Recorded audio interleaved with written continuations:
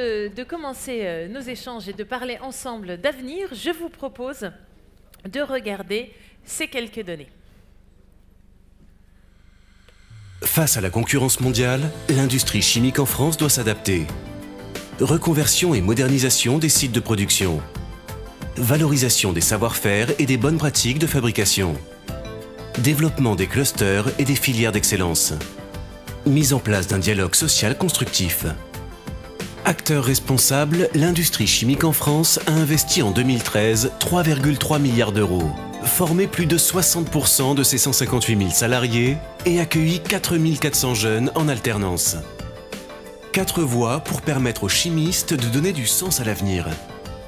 Durabilité, intégration avec les filières d'avenir, chimie du végétal, économie circulaire. Demain, comment accompagner ces mutations ? Alors, une première question, comment accompagner ces mutations? Eh bien, je me tourne très naturellement vers vous, Patrick Pouyanné, puisque vous avez connu, en tout cas la plateforme de Carlin a connu des mutations importantes qui sont symboliques aujourd'hui, des mutations qu'on peut connaître sur ces sites industriels. Et j'aimerais justement que vous nous parliez de la façon dont vous avez redonné un nouveau souffle à ce site, des choix que vous avez pris face à un site de production qui était surcapacitaire. Bien, bonjour à tous. Effectivement, Total est le premier raffineur, le second pétrochimiste européen. Et nous avons un certain nombre de sites comme celui de Carlin où nous constations que nous perdions régulièrement plus de 100 millions d'euros par an. Alors, Total est un grand groupe qui a des moyens financiers importants, mais notre responsabilité n'est pas simplement de financer des foyers de perte, c'est aussi plutôt de donner un sens à l'avenir pour les gens qui y travaillent. J'avais été très frappé en allant à Carlin la première fois en 2011, c'était la demande de nos collègues à Carlin qui étaient très inquiets parce que quand les gens savent qu'on perd de l'argent, ils imaginent le pire, et le pire, c'était bien évidemment la fermeture complète de ce site où il y avait 550 personnes et qui vivaient dans une forme d'inquiétude. Ils attendaient des réponses de la part des responsables de l'entreprise. Alors ces réponses, c'est pas facile de les donner. Je peux vous dire que dans la vie d'un manager, prendre des décisions d'arrêter les activités industrielles en sachant qu'on va supprimer les emplois, ça fait les décisions les plus compliquées à prendre. Il y a un mot d'ordre dont je retire de cette affaire, c'est l'anticipation. Il faut s'y prendre bien à l'avance. Donc sur Carlin, la décision a été prise au niveau du management Total mi-2012 en se disant on va l'annoncer dans un an et demi et on va se donner 2 ans pour arriver à la fermeture. Pourquoi il faut du temps? Il faut du temps parce qu'il faut imaginer d'autres solutions. On ne peut pas simplement fermer. Qu'est-ce qu'on va donner comme autre activité? Il faut avoir un plan industriel. Et ça tombe pas. Il faut trouver les bonnes idées dans le contexte français, c'est-à-dire redonner des activités qui soient rentables, parce que les activités durables, c'est des activités rentables, hein, c'est pas simplement, on ne peut pas subventionner des foyers de perte. Et là, on se tourne vers quelles sont les activités qui, dans un pays comme la France, où il y a des désavantages comme le coût du travail, il faut trouver des activités à plus forte valeur ajoutée, qui seront durables, donc c'est ça que nous avons cherché. Il faut anticiper, parce que lorsqu'on va faire évoluer un site, il va falloir former nos collaborateurs et nos collègues à des nouveaux métiers, et ça demande du temps. Il faut anticiper parce qu'il y a des impacts au-delà de l'entreprise elle-même sur l'environnement, sur la région. On était en Lorraine, qui est une région qui a été durement touchée par la restructuration. Donc on a aussi une responsabilité, je dirais, qui va au-delà du périmètre de l'usine. Et puis parce qu'on a aussi des sous-traitants. Et tout ça demande du temps. Donc on a décidé effectivement d'investir dans près de 200 millions d'euros à Carlin, dans des activités nouvelles à forte valeur ajoutée, des résines hydrocarbures, des activités de polymères pour l'automobile, des nouveaux segments. Alors certes, ça va se traduire à la fin par une réduction de l'emploi sur les sites. Il y aura 350 personnes qui travailleront au lieu de 550. Aucune personne n'est bien évidemment laissée au bord de la route, mais ça, pour un groupe comme Total, c'est assez évident que notre puissance et richesse fait qu'il est hors de question de laisser un quelconque salarié au bord de la route. Il fallait donc réfléchir à comment on faisait évoluer l'ensemble de nos collègues. Et puis inscrire tout ça dans une anticipation qui passe aussi par une forme de trouver un dialogue social, trouver des interlocuteurs avec lesquels on peut discuter et dialoguer. Et donc on a bénéficié, je dois le dire parce que j'ai entendu du mal sur la réglementation, je partage tout ce qui a été dit, mais il se trouve qu'il y avait une innovation qui est la loi votée au début de l'année 2013, la loi Annie par le Parlement, qui donne un espace aux entreprises assez innovant de concerter sur des restructurations indépendamment des processus d'information, consultation, où franchement, c'est pas vraiment là qu'on va régler les problèmes concrets des gens. Et donc, on a exploité à fond cette possibilité ouverte par la loi, grâce à trouver des partenaires qui acceptaient de négocier pour arriver à trouver un cadre social. Donc, ça demande de la préparation, du temps. Alors, je sais bien que nous, Total, on est privilégiés parce qu'on a les moyens d'avoir ce temps, compte tenu qu'on est adossé à un groupe important. Des petites entreprises peuvent avoir plus de difficultés parfois à le faire, mais je crois que c'est la seule façon de faire évoluer, et on a la responsabilité de faire évoluer des sites comme Carlin. On ne peut pas simplement... Ça fait partie, de notre job, c'est ça, le développement durable pour moi. Ouais. C'est arriver et on redonne de l'espoir, et en même temps, on en est assez content parce qu'on a démontré quelque chose qui est possible. Finalement, on peut arriver à faire évoluer un site important dans une région difficile sans qu'il y ait de bruit autour de nous. Ça s'est passé, et une des plus grandes satisfactions, c'est d'ailleurs qu'à la fin, la majorité des organisations syndicales ont approuvé le plan qui accompagnait cette restructuration, ce qui est quand même une innovation. Et donc, on peut le faire à condition d'y réfléchir et d'anticiper. Alors justement, vous parlez de cette phase amont et de cette phase de dialogue que vous avez eue avec les partenaires sociaux. Marie-Lise Léon, qui est à côté de vous, donc vous êtes secrétaire de la Fédération Chimie CFDT, c'est bien cela ? Presque, oui, bonjour. Bonjour. Je suis secrétaire fédérale de la Chimie Énergie. Donc nous, Chimie Énergie, c'est un regroupé 8 champs professionnels, comme vous. Alors, je ne sais pas qui a copié l'autre, peut-être que certainement vous nous avez copié. On a fait un rapprochement en fait entre les entreprises de la chimie et les producteurs d'énergie, en étant bien entendu convaincus que c'est en les rapprochant que l'on aurait les meilleurs résultats. Donc, je suis dans l'une des 17 fédérations de la CFDT. On n'a pas de chiffre d'affaires, on a 860 000 adhérents au global. On est près de 45 000 adhérents, on représente 45 000 adhérents au niveau de la fédération. Et donc, on est implanté dans différents champs professionnels, dont la chimie, qui est la première branche de la fédération, puisqu'on a un fort taux de syndicalisation et de bons résultats aux élections professionnelles, comme c'est précisé dans le livret Oser la chimie.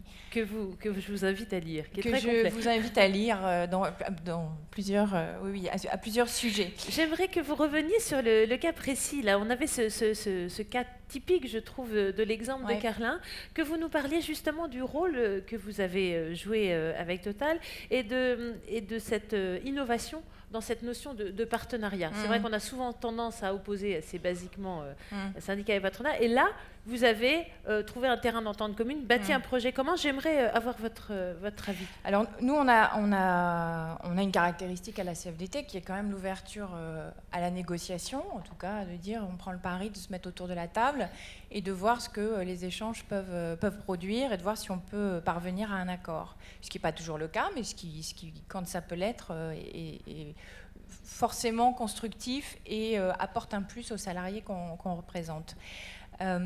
L'histoire de Carlin, c'est d'abord et surtout une équipe locale qui est très impliquée, qui est très moteur et qui avait un maître mot, l'anticipation.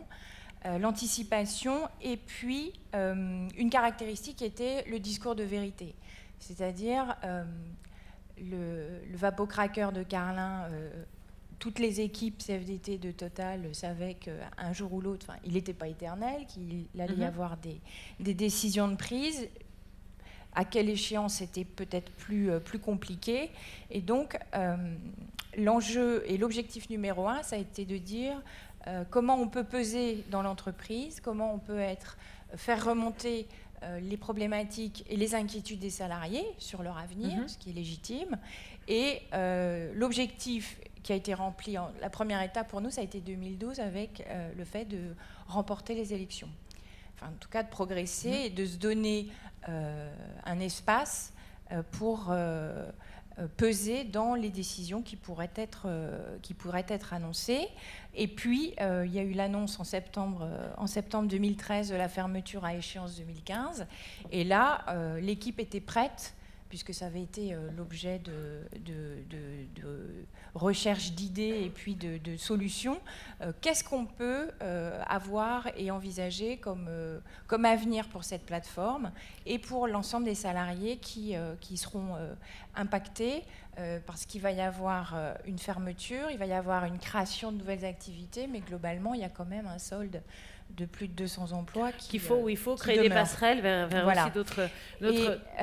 Et donc c'est par le biais de la négociation, avec l'ouverture du négo, et puis de se donner le temps, avec donc un calendrier de négociation et d'avancée, en avançant petit à petit avec des engagements que l'entreprise a pris, et l'ouverture également, l'ouverture à l'ensemble des propositions qui pourraient être faites, y compris par les partenaires sociaux. Donc ouverture, anticipation ont été un peu la clé de la mutation de ce site et de la façon dont vous avez travaillé ensemble. J'entends mutation et du coup je me tourne vers vous, Valérie Cabuil.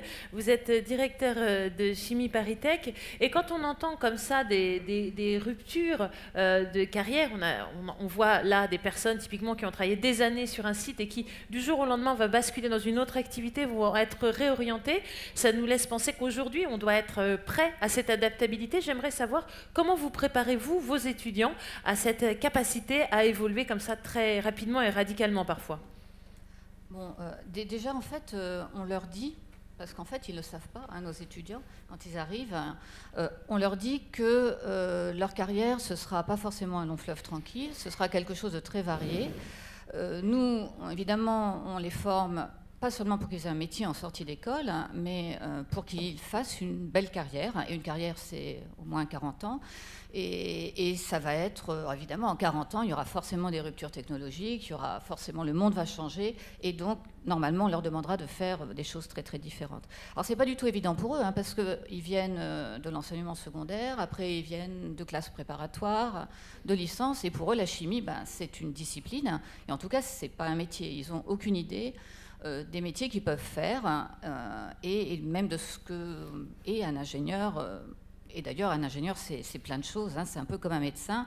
On a 1000 manières d'exercer le métier d'ingénieur, comme on a 1000 manières d'exercer le métier de médecin. Bon, alors après, on insiste sur le fait qu'il faut leur fournir une formation très généraliste en chimie et éviter les spécialisations trop précoces pour leur apprendre justement à pouvoir rebondir. Donc avoir un socle solide, de compétences avant de se spécialiser. Mais très large également. Et puis on leur apprend pas que ça, on leur apprend aussi qu'ils vont devoir par eux-mêmes aller chercher des connaissances. Donc on leur apprend pas seulement des connaissances, on leur donne pas seulement des connaissances. Donc l'autonomie. On leur apprend à apprendre, ce qui n'est pas si évident. Ce qui veut dire que ça passe par tout un tas de démarches pédagogiques. Et en fait, maintenant on travaille beaucoup sur projet, par exemple, et beaucoup de travail en groupe aussi. La formation ingénieur, c'est aussi des compétences transverses. C'est pas seulement des compétences scientifiques qui vont servir à tout. Le management, la multiculturalité, la prise de décision, le risque, tout ça, c'est des choses qui font partie de leur cursus. Donc en gros, pour résumer, c'est un socle scientifique qui va être très solide, des gens qui ont appris à apprendre, et puis aussi apprendre à agir, parce que être ingénieur, c'est aussi savoir agir. Oui, on reparlera tout à l'heure également, on refera un focus, si on a le temps, justement, sur l'évolution de ces formations spécifiques et ce qu'on attend aujourd'hui des ingénieurs, au-delà même de leur capacité d'adaptation.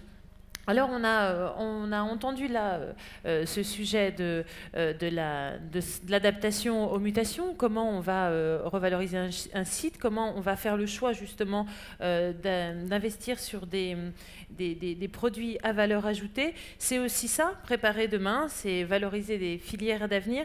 Et j'aimerais qu'on regarde maintenant ce sujet avec vous, Laurence Jacques. Vous êtes présidente de Minachem, un des acteurs principaux de la chimie fine pharmaceutique en France, spécialisé dans le développement de la fabrication à l'échelle industrielle de molécules organiques. Et cette activité de haute précision dans laquelle vous évoluez a connu un regain, j'ai envie de dire, d'activité, une activité qui avait souffert de la délocalisation forte. Et là, sans peut-être parler de relocalisation, on voit des marchés refleurir, un secteur se revitaliser. Donc j'aimerais partager avec vous cette expérience de Minachem sur votre activité de chimie fine. Bon, alors Minachem donc fabrique des principes actifs pour la pharmacie, dont les molécules actives qui rentrent dans la composition des médicaments et qui leur donnent leur effet.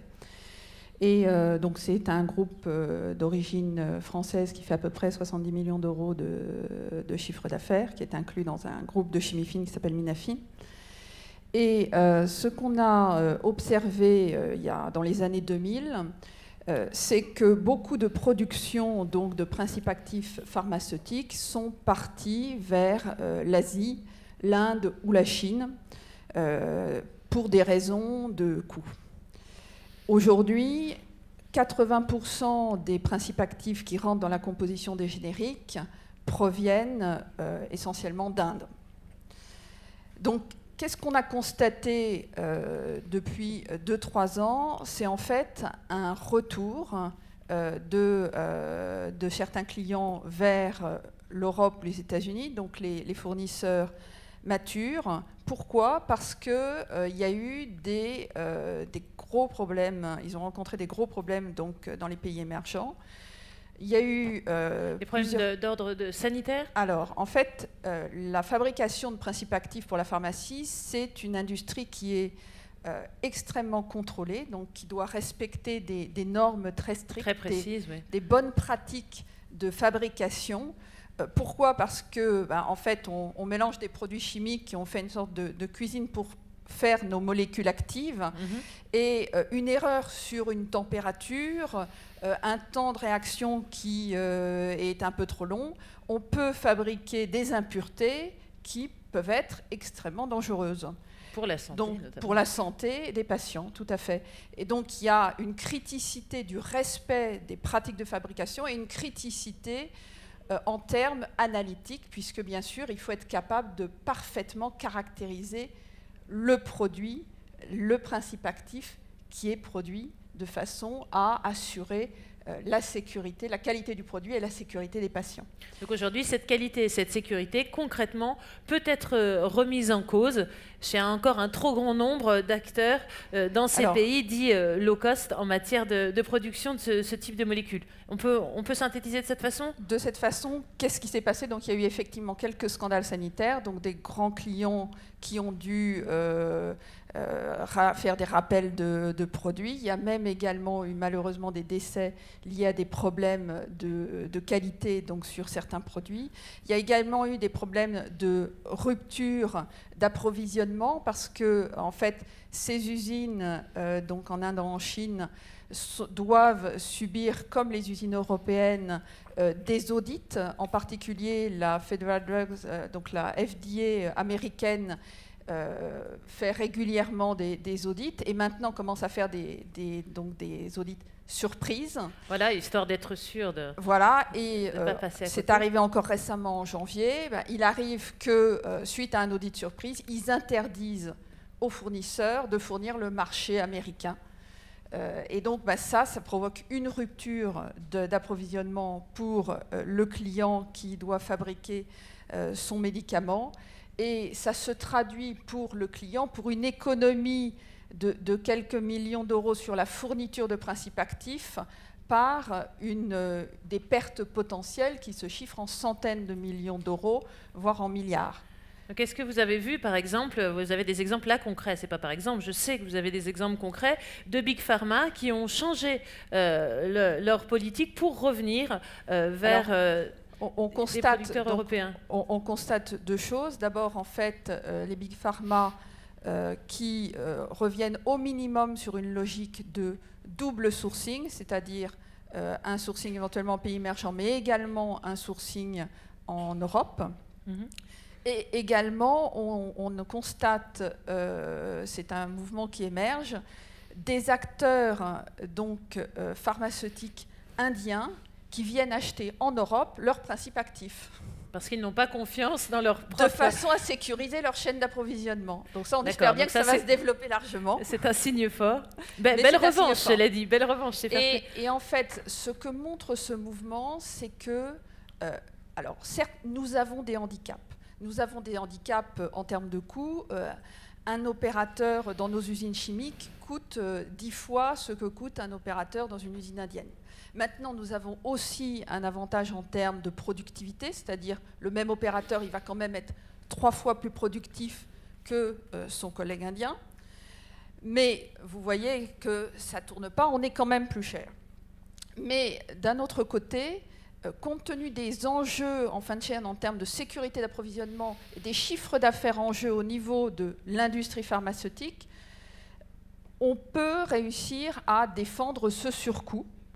Tout à fait. Parce que si nous pouvons démontrer une chaîne d'approvisionnement, montrer que notre chaîne d'approvisionnement est en premier lieu de qualité, sécuritaire pour le patient et fiable dans le temps. Donc en fait, on peut valoriser toutes les compétences que nous avons en interne et qui nous permettent de garantir cette qualité. Merci pour ce bel exemple de revitalisation et de presque relocalisation. On aime bien, ça nous fait plaisir au moral d'entendre parler de relocalisation. Alors, nous étions en train de parler des filières d'avenir et de la nécessité justement d'investir sur ces filières d'avenir pour préparer demain. Et je me tourne vers vous, Claude Gévert, vous êtes président du Conseil régional de Picardie et vous êtes, j'ai envie de dire, extrêmement motivé sur ces questions des filières d'avenir, puisque vous êtes très actif sur la question de la chimie du végétal, avec de nombreux projets que j'aimerais partager que vous partagiez avec nous, notamment le projet PIVER, pardon. Oui, le projet PIVER, mais...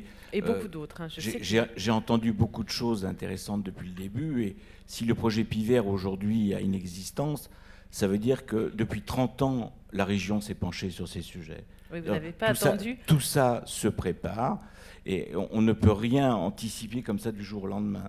Et donc, PIVER, oui, c'est la bioraffinerie du futur. Alors, on va expliquer bien ce qu'est ce projet pour ceux qui ne le connaissent pas. Voilà. En 2 mots. En 2 mots, c'est une histoire assez simple. On a commencé à dire un jour en Picardie, on va s'occuper de la chimie du végétal, et on a fini par dire, ça c'est de l'eau, ça c'est... Et on a fait toute une communication. Et tout d'un coup, il y a un groupe qui s'appelle Sophie Protéol qui nous a appelés et qui nous a dit, mais ça c'est moi qui aurais dû le faire et pas vous. Donc il faut qu'on se parle. Et on s'est parlé, et ça a donné naissance à ce projet PIVER qui est la bioraffinerie du futur. Et donc, c'est la logique qui a été mise en place dans la région Picardie, région et agricole et industrielle. Donc, c'est cultiver sur place, transformer sur place, la valeur ajoutée, donc créer de la richesse sur place et créer de l'emploi sur place. C'est le rôle des régions. Donc, on repart à partir de la formation, on encourage recherche et développement, et puis, on arrive à ce petit degré qui est l'innovation, qui précède juste la grande production industrielle. Et j'ai entendu tout à l'heure qu'il y avait quelque part des retours sur le continent européen, et la France en particulier. Et moi, je le vois pas uniquement sur la chimie, mais sur d'autres secteurs, on commence à avoir des retours. Donc je crois que les investissements qui ont été faits par mes prédécesseurs et accompagnés et amplifiés par nous ont été utiles. Et c'est l'un des projets les plus importants sur les investissements d'avenir qui a eu lieu. Et la région Picardie, petite région, 12e région française dans les régions métropolitaines, elle est sortie 2e en valeur absolue sur les investissements d'avenir et première si on prend les projets obtenus par rapport au nombre de chercheurs présents en Picardie. Mais là, il ne faut pas être têtu non plus. Il faut accepter que la recherche publique et la recherche privée travaillent ensemble sur des projets qu'on a définis et créent ces pôles d'excellence. Alors, dans la précédente table, on a largement mis en avant le caractère vertueux de ces pôles, ces partenariats publics-privés, de cette excellence qui naissait aussi de cette alliance entre cette recherche mixte. Monsieur Pouyanné, vous vouliez je voulais juste rebondir, parce qu'en écoutant le président du Conseil régional de Picardie, il se trouve qu'on a un projet qui va se déployer bientôt en Picardie. On va bientôt l'annoncer c'est le projet Beautifuel de biomasse pour faire du biodiesel. Hein, c'est ça. C'est un projet sur lequel on travaille ardemment depuis plusieurs années. Et on est à... Je parle à Philippe Goebel qui préside Bionext, non seulement l'UIC mais aussi Bionext. Je pense qu'on est à 1 mois d'annoncer enfin qu'on va lancer ce programme. C'est un programme très important pour développer une nouvelle filière de biodiesel avec un investissement dans l'Oise à Venette avec Sophie Protéol et puis un investissement complémentaire à Dunkerque. C'est un programme de R&D de 180 millions d'euros. C'est une somme extrêmement importante qui sera financée à un tiers par Total, par plusieurs acteurs. L'IFPEN également, il sera participera. Et donc, on va mobiliser plusieurs acteurs autour d'un programme pour essayer de développer une nouvelle filière pour faire un biodiesel. L'idée est de prendre des déchets de bois qui seront torréfiés dans l'Oise et transportés sur le site de Dunkerque, où là encore, on reconvertit un ancien site de raffinage. Donc, comme quoi, là aussi, on s'appuie sur des compétences existantes. Ça a été compliqué, ça a pris du temps, mais on va y arriver pour développer un pilote. Alors, c'est à l'échelle de pilote, mais d'une taille conséquente, hein, un programme global de 180 millions d'euros où on va réunir, et largement en liaison aussi avec la région Picardie. Merci, mais en même temps, je voudrais dire que ce qu'on a annoncé sur Pivert, c'est un peu plus de 240 millions d'euros. Et c'est tout ça, c'est l'action d'un pôle qui est le pôle IAR, Industrie Agro-Ressources, qui, je crois, a associé la Picardie et Champagne-Ardenne, et qui fait que quand on se met tous autour de la table et qu'on a des vraies volontés sur des sujets précis, on peut devenir les meilleurs. Aujourd'hui, quand vous allez à Bruxelles, tout le monde considère que ce pôle est le pôle qui a le plus d'avenir en Europe sur la chimie du végétal. Donc je crois que la France a encore beaucoup de ressources, mais il faut peut-être davantage se retrousser les manches. Et se mettre autour de la table, comme vous l'avez dit, et anticiper. Alors là, quand on vous écoute, on entend ce projet Pivert accueilli à bras ouverts dans votre région. Tout a l'air très simple. Pourtant, quand on regarde les faits en France, on entend souvent on veut l'industrie, on veut une industrie forte, on veut de l'emploi. En revanche, quand on commence à parler d'industrie chimique, eh bien, on entend aussi on ne veut pas de ça chez nous. Très bien chez les autres, oui, on crée des emplois, mais moi, dans ma collectivité, moi, sur ma région, finalement. Alors, on se pose la question de comment on va Vous êtes tous les bienvenus chez moi. Alors, donc moi, je rejette personne, hein, qu'on soit clair. Alors, pour cette question, je me tourne vers vous. Yves Blin, vous êtes député du Rhône et je sais que vous avez travaillé sur ces questions, justement, de comment rassembler des avis qui peuvent être, des intérêts qui peuvent être contradictoires, que sont ceux des industriels qui ont besoin d'un espace et d'une zone pour se développer, et l'autre, les questions plus sociétales et sociales d'habitants qui, elles, ont du mal à accepter l'implantation ou le développement d'usines existantes. Oui, c'est un vrai sujet parce qu'effectivement, je crois qu'il est important que l'industrie en France soit bienvenue. Et quand mettez votre micro juste sur le menton. Mon voisin invite les industriels à venir en Picardie en disant chez lui, la Picardie est en France et donc l'industrie est bienvenue en France. Je pense. Elle a même fondé la France. Hein, c'est chez nous, ça, je pense qu'il faut effectivement bien préciser les choses comme ça. Et la relation de l'entreprise avec son environnement est effectivement quelque chose d'important. Nous travaillons sur l'agglomération lyonnaise. Je suis, pour ce qui me concerne, député de la vallée de la chimie. Donc, comme son nom, c'est plutôt d'à propos. Comme son nom l'indique, et maire de Fézin, qui accueille une petite, Monsieur Pouyanné. Moyenne. Elle est grande. En capacité, une petite raffinerie. On va vous mettre d'accord. Une petite raffinerie opérée par Total, qui était anciennement. Mais en même temps, on est dans le sillon du sud de Lyon, où sont nées beaucoup de grandes industries chimiques. Donc il y a une culture déjà. Il y a une culture, effectivement. Hein. C'est Rhône Poulenc, c'est des grands noms de la chimie qui sont aujourd'hui Arkema, qui sont aujourd'hui Solvay, qui sont aujourd'hui Blue Star, qui sont aujourd'hui bien d'autres, que nous essayons, au plan de l'agglomération, d'accompagner dans leur développement en permettant, il y a un pôle mondial de compétitivité chimie-environnement qui coordonne l'ensemble des acteurs et sur lequel la communauté urbaine de Lyon joue un rôle important, d'où d'ailleurs l'importance d'avoir des collectivités d'un bon niveau qui puissent permettre d'accompagner et de coordonner. Accélera, qui est le pôle de compétitivité chimie-environnement du sud de l'agglomération lyonnaise, c'est 169 entreprises, c'est des universités, c'est des clusters. Donc il y a un pôle de compétitivité de 169 entreprises, c'est ça qui s'intéressent à la chimie au service des grands enjeux, bâtiments durables, énergie renouvelable, véhicules, l'électronique, la préservation des espaces naturels, la question de l'air, de l'eau, la recyclabilité des matériaux, bref, tous ces sujets qui sont liés directement, qui questionnent directement la chimie, qui sont pour les chimistes des sujets d'avenir, puisque la question, par exemple, des matériaux du bâtiment fait vraiment partie des questions qui doivent intéresser, qui intéressent les chimistes dans leur capacité ensuite à participer précisément aux efforts qui doivent être faits en matière d'isolation, par exemple, des bâtiments sur les économies d'énergie. Là, c'est par rapport à ces freins. On se posait la question concrète de comment concilier des intérêts parfois contraires entre des riverains et des industriels qui veulent s'implanter. Comment vous encadrez ce développement industriel? Cette approche par les pôles de compétitivité, par cette approche globale comme ça, peut être un élément de réponse? Alors, il y a l'accompagnement de caractère économique, mais il y a aussi l'accompagnement social. Et comment on rend effectivement des activités particulières, notamment génératrices de risques, acceptables pour leur environnement. On a fait le pari avec Total, M.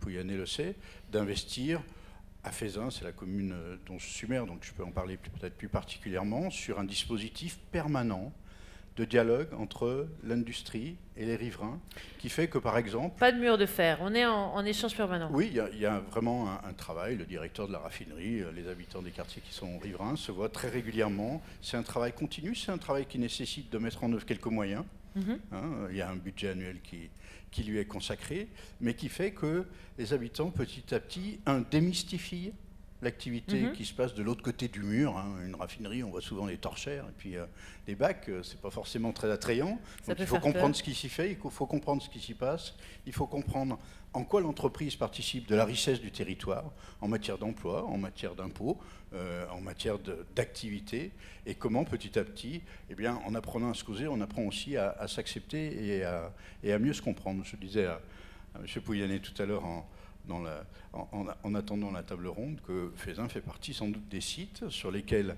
Total, mais d'autres industriels opèrent, et je n'ai pas connaissance qu'il y ait des tensions importantes, alors que pourtant on est en train de mettre en œuvre et d'essayer d'avaler une loi qui a maintenant 10 ans d'âge, qui s'appelle la loi Bachelot, pour faire court, qui impose aux industriels de faire des PPRT, des plans de prévention des risques technologiques, qui sont quand même des choses particulièrement gaies et drôles, pour eux comme pour les habitants, qui en matière de réglementation sont un beau sujet à eux tout seuls, mais on arrive petit à petit néanmoins à trouver des solutions et à faire en sorte que les habitants qui sont riverains de ces activités-là, parce qu'ils ont compris et parce qu'ils acceptent ce qu'elles font, en soient aussi les défenseurs, parce que oui, c'est leur boulot. C'est la richesse, c'est les équipements publics, c'est la contribution à la vie collective, et ça c'est extrêmement important. Monsieur Pouyanné ? Juste un mot sur les PPRT. Total considère que ce sont des outils utiles. On est dans un monde où on sait qu'il faut faire cohabiter l'industrie et la ville et les sociétés. Les PPRT, s'ils sont conduits intelligemment, comme on essaie de le faire, se faisant justement en dialoguant avec les populations pour comprendre, sont un moyen pour nous de protéger des activités à risque également, pour éviter qu'il y ait une densification supplémentaire autour de nos sites.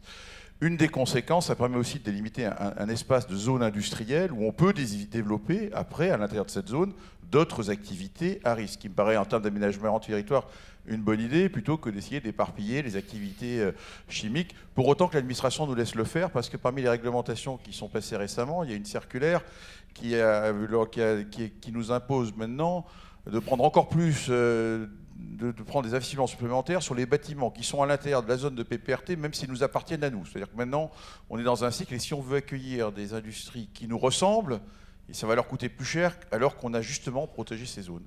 Donc il y a un sens d'aménagement du territoire derrière tout ça. Je pense que c'est utile, il ne faut pas être contre ces outils-là. Et puis, il faut en faire après des objets utiles pour le développement de l'industrie, comme dans la vallée de la chimie. Oui, je voulais simplement dire, avec ce qu'a dit monsieur le député, ce qui me paraît extrêmement intéressant, ce que vous venez de compléter, la bonne échelle, c'est vraiment l'échelle régionale. Pour avoir cette proximité entre recherche, développement, mise en œuvre et compréhension par les populations de l'utilité de tous ces outils. Quand on est à l'échelon national, c'est bien, on légifère, et quand ça redescend sur nos territoires, quelquefois, c'est très très complexe. Donc je pense qu'on est à un bon niveau pour effectivement que ces mises en œuvre se fassent bien. Donc quand on écoute le dialogue qui se met en place sur la création de ces sites industriels, il y a le dialogue d'une part entre les habitants, entre la localité et les industriels, mais il y a également, on est sur un triptyque, puisqu'il y a également tout le dialogue entre les industriels eux-mêmes, puisque ce qu'on voit émerger aujourd'hui, ce sont des zones concentrées avec plusieurs acteurs sur un même site. Donc en fait, autour de la table, vous mixez à la fois les intérêts des industriels entre eux qui vont mutualiser leurs intérêts et voire mutualiser parfois certaines zones de coûts, hein, comme les coûts sécuritaires ou les coûts d'approvisionnement. Et en plus, vous devez mettre en place tout le lien avec le local. Donc on est vraiment sur le tripartite pour arriver à recréer une zone d'activité à la fois active et dynamique pour les entreprises et parfaitement socialement et sociétalement acceptée. C'est bien cela ? Alors, oui, je pense que c'est exactement ça l'idée. Je pense que c'est ça qu'il faut promouvoir en termes d'aménagement du territoire. Je suis tout à fait d'accord. C'est ça qu'il faut faire. Et puis il faut dans ce cadre-là que l'ensemble du système, État, collectivité, industrie et société civile d'ailleurs, dialogue et cohabitent de façon à ce que ces industries puissent se développer. Ça me paraît clair. Je vais faire rigoler la salle quand même sur un exemple qu'on m'a raconté récemment. On a à Dunkerque, dans une grande zone industrielle très protégée, le port de Dunkerque est quand même pas... Pour ceux qui le connaissent, il y a de l'aciérie, il y a des raffinages, il y a tout. Et nous, on essaie de développer un projet qui est Biotifuel avec un nouveau pilote. Et puis, on a une administration qui est venue nous expliquer qu'elle avait trouvé une pâquerette qu'il fallait protéger dans la zone industrielle de Dunkerque et que donc, on allait avoir quelques coûts supplémentaires pour protéger la pâquerette. Tout ça, je voulais le dire parce que moi, ça fait rigoler. On éclate de rire quand on nous explique ça dans un comité directeur de Total. Au bout d'un moment, c'est un peu triste qu'on voit que des projets pareils, on va perdre du temps maintenant pour essayer de compenser la protection, par contre pour la pâquerette, de cette fleur rare dans la zone industrielle de Dunkerque.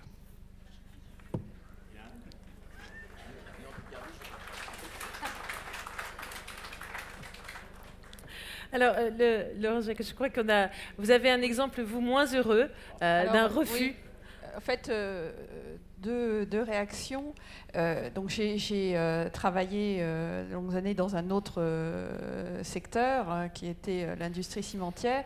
Et en fait, nous avions mis en place des commissions de concertation donc, qui se réunissaient 2 fois par an avec des riverains, avec des associations, de façon à faire ce que vous décriviez, c'est-à-dire démystifier l'entreprise, démystifier l'industrie. Faire accepter l'idée. Faire accepter l'idée, et ça a été extrêmement positif pour donc, l'acceptation des sites et pour permettre les possibilités des développements, et en particulier, donc c'était dans l'industrie cimentière, le développement de l'utilisation de combustibles alternatifs, donc combustibles, par exemple, solvants recyclés. Et par ailleurs, donc, au sein de Minakem, nous avons eu une autre expérience moins heureuse. Donc, il y a quelques années, nous voulions installer un nouvel atelier au niveau de l'usine de Beuvry-la-Forêt. Donc, le nom est très champêtre et le lieu est aussi très champêtre. Ça se trouve au sud de l'île. Et en fait, bon, c'est comme souvent, c'est une usine qui, lorsqu'elle s'est installée, était à côté de quelques maisons. Et puis le bourg s'est développé, et en fait les riverains sont opposés au projet de nouvel atelier, ce qui fait que nous avons récupéré les réacteurs, tous les outils que nous avions achetés, et nous sommes allés les transférer en Allemagne. Donc aujourd'hui ils sont installés dans l'usine allemande de Minakem. Ce qui est quand même très dommage. C'est vrai que quand on entend ça, c'est... Merci pour ce témoignage. J'aimerais qu'on continue sur la façon dont aujourd'hui on peut accompagner les mutations. Donc on a vu les actions qu'on pouvait mener. J'aimerais qu'on revienne sur la question de la formation, qui est un sujet clé. On a beaucoup salué l'excellence de la recherche française, donc l'excellence également des profils que vous formez. Comment adaptez-vous les formations aujourd'hui face aux mutations que l'on voit naître? Alors, vous nous avez expliqué comment vous faisiez des ingénieurs capables de s'adapter, mais sur les formations même, les programmes de formation, comment être en accord avec des changements aussi rapides et aussi fréquents? Bon, déjà, le premier point, c'est de ne jamais céder sur la qualité scientifique et technique de base de nos formations. C'est-à-dire que tout ce qu'on va mettre en plus, c'est pas à la place. Et ça, c'est certainement très important pour sauvegarder la capacité de mobiliser tout un tas de savoirs, justement pour évoluer en fonction des demandes du tissu industriel. Et ça fait aussi la réputation de nos écoles d'ingénieurs à l'étranger, d'ailleurs, qui est une réputation reconnue et avérée. Ensuite, il y a l'aspect qui est très développé dans les écoles de chimie de formation par la recherche. En fait, ça a vraiment été l'origine de la création de nombreuses écoles de chimie. La nôtre, par exemple, Chimie ParisTech, elle a été créée par Charles Friedel en 1896. Et l'idée, c'était de former par la recherche des futurs cadres dirigeants. Donc c'était vraiment au cœur de la création de ces écoles d'ingénieurs, et presque toutes les écoles de chimie ont une activité de recherche qui est très importante et qui, on va dire, fait vivre aussi leur activité ou enrichit leur activité de formation. Ensuite, alors adapter les formations. En fait, on n'adapte pas forcément tant que ça sur le contenu, parce que je vais peut-être dire quelque chose qui va vous surprendre, mais il faut quand même faire attention aux effets de mode. C'est-à-dire qu'on va dire, bon ben voilà, là en ce moment c'est le développement de... Alors, bon, je vais pas, donc tout le monde, hop, ouvre des formations dans ce domaine-là, etc. Bon, on va dire par exemple chimie verte, on en a entendu parler, mais enfin quand même au départ, c'est de la chimie, c'est de la catalyse, c'est des nouveaux procédés, c'est de la chimie moléculaire, c'est de la chimie de coordination, c'est de la réactivité, toutes ces choses-là. Voilà, on doit les enseigner, donc il ne faut pas s'engouffrer dans des grands mots. Il faut vraiment... ce n'est pas vraiment les contenus qu'on va fortement modifier. En revanche, on va certainement essayer d'écouter les attentes des industriels en les associant à ce qu'on appelle, bon, par exemple, nos conseils de perfectionnement, qui sont des structures où on a des enseignants, des industriels, et qui nous aident à dire, bah ouais, nous, quand même, on trouve qu'il faudra un petit peu insister là-dessus, etc. Et beaucoup de formations professionnelles en ont, les écoles d'ingénieurs en ont. Et aujourd'hui, cette implication, j'ai envie de dire, des industriels dans vos programmes de formation, cette consultation ouverte comme ça, c'est quelque chose qui s'accentue, qui se développe, qui est nouveau ou... Oui, non, qui s'accentue, qui a été évidemment mis en place pour toutes les formations qui étaient des formations professionnalisantes, les Master Pro, des choses comme ça, dans les écoles d'ingénieurs également, et ça se diversifie de plus en plus. Nos collègues industriels y participent généralement de façon assez assidue. Alors, peut-être beaucoup d'ailleurs les collègues des grandes entreprises, et ça c'est... voilà, j'ai fait peut-être un peu un appel aux PME, parce qu'ils sont un peu plus en retrait par rapport à ça. Les grandes entreprises ont souvent des campus managers qui listent un certain nombre d'établissements, participent à la gouvernance des établissements. Bon. Et par contre, les PME ils vont un petit peu moins, et c'est certainement dommage, parce que du coup, nous, on fait certainement aussi des erreurs de formation dans ce sens-là, on sait un peu moins bien s'adapter. Alors aussi, vous me dites répondre aux demandes. En fait, ce qu'on doit aussi faire, je pense, c'est quand même anticiper aussi. Anticiper, on revient, ce sera le maître mot de la journée avec l'innovation. Et là, encore une fois, le côté recherche dans les écoles d'ingénieurs est extrêmement important. Il faut savoir que... presque toutes les écoles de chimie sont des écoles où il y a des laboratoires de recherche, les enseignants sont des enseignants-chercheurs, et le plus souvent, c'est une recherche fortement partenariale, donc vraiment en relation avec le tissu industriel. On a parlé de laboratoires mixtes dans la table ronde, Alain Fuchs on a beaucoup parlé. Ces laboratoires mixtes sont souvent hébergés dans des établissements d'enseignement supérieur, dans nos écoles, etc. Et ces laboratoires mixtes, on accueille des étudiants en stage, les enseignants vont pouvoir comme ça bien être au diapason de l'évolution industrielle et le transmettre dans l'enseignement. Et par rapport à ces partenariats, est-ce que de la même façon, vous notez une certaine absence des PME dans ces partenariats sur la recherche? Alors, je vais dire un peu plus, enfin bon, pas sur peut-être le partenariat, on va dire ponctuel, et les contrats, etc. On a quand même aussi de plus en plus de contrats avec les PME. Et ce que disait un de nos collègues tout à l'heure, il est peut-être exceptionnel dans son domaine. C'est vrai d'aller directement voir un grand scientifique et dire moi j'ai tel projet, j'y vais. Bon, c'est vrai qu'il y a une petite frilosité souvent de la part des PME d'aller tout bonnement frapper à la porte d'une université ou d'une grande école. Et ça, il faut lutter contre ça. Bon, il y a eu un appel d'offres sur ce qu'on appelle les LabCom, qui est un appel d'offres CNRS, où justement l'idée c'était de construire des laboratoires en partenariat avec des PME dans des établissements d'enseignement supérieur. Donc il y a quand même des choses qui se mettent en place pour justement favoriser ce partenariat enseignement supérieur PME. Merci. On vient d'entendre là comment vous aviez fait évoluer la formation.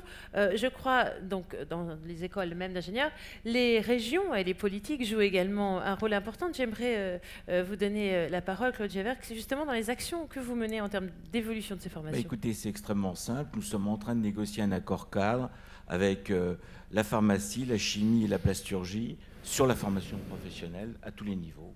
Donc c'est en cours de négociation, ça doit être opérationnel avant la fin de l'année 2014. Donc on négocie directement avec les branches professionnelles. Donc c'est elles qui doivent s'exprimer. Justement, sur la formation professionnelle, Valérie Kabyl. Je voulais juste aussi dire un petit mot sur l'apprentissage quand même, qui se développe de plus en plus. Et donc là, je crois que tous les types de sociétés s'engagent à nos côtés pour développer la formation d'apprentissage. Et dire que, bon, on a quand même une petite inquiétude avec le projet de loi, la loi d'ailleurs, en fait. On a un petit peu peur qu'on perde un peu de potentiel de formation au niveau des masters et des ingénieurs, ce qui serait certainement très dommage, hein, parce que c'était des formations qui permettaient d'avoir des ingénieurs extrêmement opérationnels, notamment, je pense, pour les PME, c'était un véritable apport. Hein. Ça, je suis d'accord. Je trouve que la seule activité que j'ai en dehors de Total qui m'occupe beaucoup, c'est d'être président du conseil d'administration d'une école d'ingénieurs. Et mon impulsion a été de demander qu'on développe la voie de l'apprentissage. Et on aura dans cette école, sur des promotions de 300, 100 personnes venant par an de l'apprentissage. Je pense que c'est une voie qui est... On n'arrête pas de parler d'Allemagne. Là, pour le coup, il y a une vraie différence. Ça demande pas beaucoup. C'est un changement de culture important parce qu'on fabrique pas effectivement, pardon pour le mot fabriquer, on ne forme pas les mêmes types d'ingénieurs, de ceux qui viennent par l'apprentissage, qui ont une expérience de terrain, de ceux qui sont passés par les classes préparatoires, qui sont certes une filière d'excellence, j'en suis issu, donc je ne vais pas les critiquer, mais il faut aussi des autres formats pour développer et qui seront plus adaptés probablement à aller vers des PME, prendre des risques dans des approches beaucoup plus de terrain. Donc c'est une voie qu'on doit amplifier. Effectivement, il y a un texte qui était un peu malheureux parce que du coup... en donnant moins de déductibilité, il a tendance à couper les vivres et du coup, tout le monde compte ses sous, bien évidemment. Bon, c'est un peu dommage parce que ça, c'est vraiment une politique qu'il faut accentuer dans notre pays. Ça ne demande pas beaucoup d'argent, ça demande des efforts de tout le monde. Et peut-être qu'il y a que les entreprises, mais je crois qu'elles doivent aider, effectivement. On doit s'impliquer dans nos entreprises sur la formation parce que c'est quand même le moyen de contribuer à la préparation du futur du pays, quoi. C'est là qu'on investit pour le futur. Message reçu. Alors, nous sommes encore dans ce dernier chapitre sur cette question de l'accompagnement à ces mutations. On a vu comment les politiques pouvaient favoriser l'implantation des sites, comment on pouvait former les bonnes ressources et les étudiants qui seront les chimistes de demain. J'aimerais maintenant qu'on regarde comment on travaille au niveau même de la filière sur ces mutations avec vous, Marie-Lise Léon, donc secrétaire à la Fédération Chimie Énergie CFDT, et comment justement le dialogue social peut accompagner la mutation de la filière bien en amont. Comment vous travaillez notamment avec le CSF ou les comités de filière? Oui, alors il y a d'une part, je vais partir du plus local au plus global. Il y a à la fois les travaux qu'on fait dans le cadre du comité de filière, mais il y a d'abord tout ce qui est possible de faire dans l'entreprise. Et même si j'ai bien compris que pour beaucoup, il y avait un millefeuille réglementaire et administratif, il y a quand même des choses qui peuvent être faites par la voie du dialogue social. Les partenaires peuvent se mettre d'accord sur un certain nombre d'éléments et il y a des échanges clés, notamment sur les questions de formation professionnelle, qui doivent pouvoir se tenir dans les entreprises, notamment dans les comités d'entreprise ou les comités d'établissement, avec des représentants, à condition qu'ils soient bien entendu reconnus comme légitimes pour aborder ces questions. Ça, c'est après les questions de chaque entreprise. À partir du moment où les représentants jouent leur rôle dans les IRP, il peut y avoir des espaces de négociation dans l'entreprise. Nous, le message qu'on porte auprès des salariés que l'on représente, c'est que comme un chimiste, un étudiant chimiste qui arrive à l'école sait qu'il ne fera pas sa carrière forcément dans la même entreprise. C'est exactement le même cas pour l'ensemble des salariés des entreprises en général. Il y a, en termes de statistiques, les 2/3 des salariés dans la chimie qui sont ouvriers, employés, techniciens ou agents de maîtrise, et qui, à un moment, vont devoir, en rentrant dans la chimie, soit s'orienter vers une autre industrie, soit voir évoluer leur métier et leurs compétences. Et nous, notre rôle, c'est aussi de les amener à ce dynamisme pour pas subir, anticiper pour pas subir, et à les accompagner, à faire reconnaître les compétences qu'ils peuvent acquérir dans les entreprises. Donc on est aussi présent dans les branches. Alors les branches, c'est un ensemble d'entreprises d'un même secteur. Donc nous, on a la chimie avec une convention collective qui nous unit, la convention collective des industries chimiques, qui a des outils. Donc il y a des négociations de branches qui permettent de décliner des accords interprofessionnels, et puis des outils comme l'Observatoire des métiers qui travaillent sur des déclinaisons opérationnelles d'outils pour les entreprises. Donc quand on parle entreprise, c'est autant les services du personnel que les salariés, pour qu'ils puissent s'emparer d'outils pour leur permettre d'évoluer. Je pense notamment aux certificats de qualification professionnelle, ce qu'on appelle les CQP, qui lorsqu'ils peuvent être étendus comme les CQPI dits interindustrie, permettre à un salarié d'avoir une reconnaissance de compétences et de pouvoir aller vers... Donc c'est une passerelle pour aller vers d'autres secteurs, notamment il y a les donc interindustrie, il y a le CQP également du médicament qui permettent de manœuvrer et de... Donc vous les accompagnez justement dans ces mutations, comme on a pu voir en introduction dans le cas de Carlin, où d'un seul coup on a un virage et on doit passer d'une carrière à une autre. Donc ces passerelles-là aussi. Et outre le travail des branches individuellement, il y a l'échelle de la filière qui sont organisées dans le cadre du Conseil national de l'industrie, où la chimie elle est rassemblée avec les matériaux au sens large. Donc il y a la chimie, le caoutchouc, la plasturgie et le papier carton. Chacun a ses propres outils. Et là, je pense que l'enjeu, c'est de travailler sur une mutualisation de tous ces outils via les contrats de filière. Nous, on travaille plus spécifiquement en tant qu'organisation syndicale. On est souvent étiqueté emploi et compétences. Donc on y va volontiers. On aimerait bien aussi être invité sur d'autres thématiques. Et on est actuellement sur un projet de travailler sur les compétences d'un bassin d'emploi. Quelles sont-elles et quels sont les besoins des entreprises, quelles sont les offres d'emploi, notamment celles qui ne sont pas pourvues, et qu'est-ce qu'on peut mettre en place comme adaptation avec les entreprises pour pouvoir sortir de situations de recherche d'emploi des personnes. Et ça veut dire que ces passerelles, elles peuvent être conçues, mais elles ne peuvent être à l'échelle nationale utilisées et efficaces que s'il y a un dialogue territorial qui se fait, qui se crée et qui permet d'être le plus en adéquation avec la réalité de chaque territoire. Voilà, forcément, si vous n'êtes pas connecté au territoire, si l'info ne circule pas, si ça ne circule pas non plus entre l'entreprise et vous, ces passerelles sont forcément bouchées. Donc c'est encore une question de dialogue. Mais on voit effectivement avec ces systèmes de strates que vous intervenez vraiment du centre de l'entreprise jusqu'au niveau national pour accompagner ces mutations. Nous avons, je crois, fait le tour de ces sujets sur l'accompagnement. Je vous propose maintenant de retrouver Hélène Méjean pour connaître vos réactions, vos questions et prendre le temps d'y répondre. Oui, Elsa, donc beaucoup de réactions aussi sur cette table ronde avec des gens qui ont mis en avant cette nécessité d'un dialogue constructif entre toutes les parties prenantes.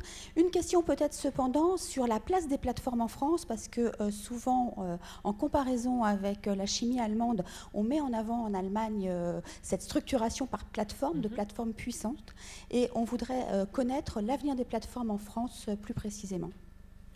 Alors, qui veut nous parler de l'avenir des plateformes? C'est un bon concept, hein, c'est l'avenir. Je peux parler de ce qu'on a fait à Lacq, avec, je vois Thierry Le Hénaf en face de moi.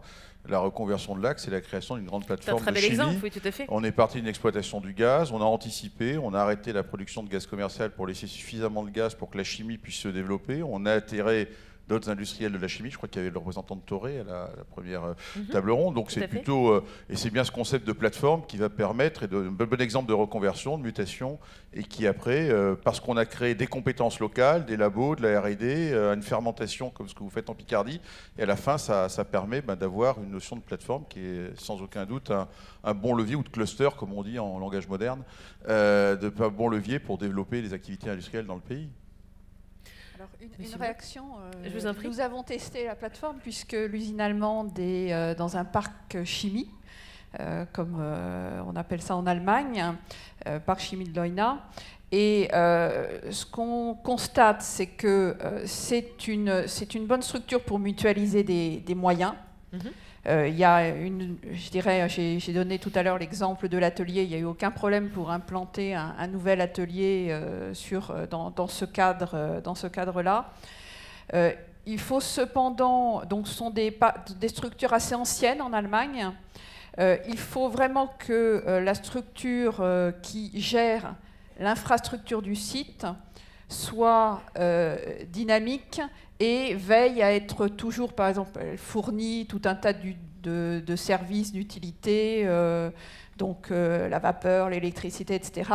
Il faut qu'elle soit suffisamment dynamique pour fournir tous ces services simplement au prix du marché. Ça, on a constaté que ce n'est pas toujours le cas. Il y avait un petit risque de décrocher.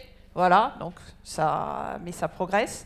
Et puis un deuxième risque qui s'est rencontré dans d'autres parcs chimiques allemands, c'est il faut également que la structure qui gère le parc chimique soit très dynamique pour remplacer les entreprises qui partent. Donc il y a des cas de parcs chimiques où un ou deux gros acteurs du parc ont fermé. Et derrière, ça peut remettre en cause l'équilibre économique de la structure. Donc, vous dites que ça peut faire château de cartes, c'est-à-dire qu'on a un équilibre parfait au moment T quand on monte la plateforme avec les différents acteurs. Chacun vit sa vie, et puis à un moment, un des acteurs, pour des raisons... ça ne suffit pas, parce que ce sont des très grands parcs quand même. Il y a beaucoup d'acteurs. Mais 1, 2, 3 acteurs importants, il faut les remplacer. Qui seront, et du coup, il faut très rapidement retrouver cet équilibre-là. Exactement. Monsieur Blin ? Oui, c'est sans doute une des questions importantes pour l'avenir de l'industrie chimique en France. Nous sommes tout à fait favorables au renforcement et au développement de la logique de plateforme, puisque je crois effectivement que dans nos concurrents européens, certaines plateformes industrielles développent des utilités, notamment des services communs qui sont utiles pour l'ensemble des industriels. On a à avoir cette logique-là, parce que c'est vrai que l'industrie chimique en France, c'est aussi décomposé, non pas au sens de la décomposition, mais c'est aussi fractionné. Il y a des morceaux qui ont été vendus, il y a des agrégations, je dirais, différentes qui se font et qui doivent trouver une logique d'ensemble, d'une certaine façon, pour pouvoir continuer la navigation en groupe et renforcer cette question de stratégie de plateforme. La réglementation a d'ailleurs été assouplie dans ce sens pour permettre aux entreprises qui sont sur des plateformes d'accueillir des voisins qui développent des activités voisines, identiques, filiales ou de diversification, ce qui n'était pas forcément possible effectivement avec l'application de la loi Bachelot, mais on va plutôt dans le sens d'un assouplissement pour atteindre au renforcement des plateformes industrielles françaises.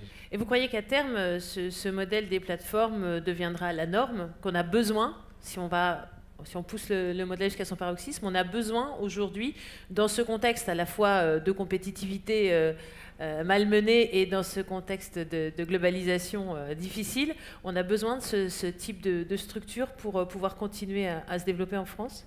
C'est une source de facilitation, je dirais, pour les industriels qui ont des métiers voisins pour travailler entre eux. C'est une source d'économie pour l'infrastructure de la plateforme. C'est une source de travail en commun sur les questions de sécurité. C'est une source de communication avec un environnement plus cohérent, parce que, somme toute, plutôt que de disperser les activités, au contraire, on les renforce en les développant ensemble. C'est aussi souvent des activités qui échangent des produits. Alors les échanges des produits, mais justement, est-ce que vous avez vu... à être dans un voisinage assez... Est-ce que vous avez vu naître, entre guillemets, des business qui n'auraient pas vu le jour dans d'autres circonstances que la création de ces plateformes-là? Est-ce que ça a donné des idées? Est-ce que ça a été vraiment un booster d'activité pour les différents acteurs des plateformes? Je crois que oui, ce que je disais, l'exemple de Lac, on est parti de gaz, il y a une activité de biochimie qui s'est développée, après une filière de fibres de carbone qui s'était développée, puis Toray a rejoint avec le PAN, le précurseur des fibres de carbone. Je crois que oui, l'idée d'intégration, c'est des concepts qui, dans des groupes comme les nôtres, sont très puissants. On a rapproché Raffinachimie autour de cette notion de grande plateforme intégrée, parce que c'est le meilleur moyen de faire des synergies de coût de l'énergie, d'optimiser les utilités, d'optimiser une matière première ou un outlet d'un bout, on a des idées pour le transformer en matière première d'une autre unité. C'est ce que nos grands collègues allemands de BASF ont développé, qui sont un des leaders depuis des années. Et c'est des efforts qu'il faut garder sur le long terme, parce que ces briques s'ajoutent les unes aux autres, ça ne tombe pas du ciel. On ne crée pas la plateforme, on ne l'intègre pas comme ça. Par contre, il faut une permanence de politique, d'investissement et de l'ensemble des acteurs pour que petit à petit, elle se renchérit. Et ça marche très bien parce qu'après, nous sommes incités, nous, à aller investir encore plus sur ces plateformes pour les développer. En gros, les meilleurs sites sont plus favorisés parce que c'est eux qui vont attirer les investissements de demain. Et c'est exactement ce qui se passe sur les grands sites européens de demain. Et donc, cette politique, elle est absolument essentielle.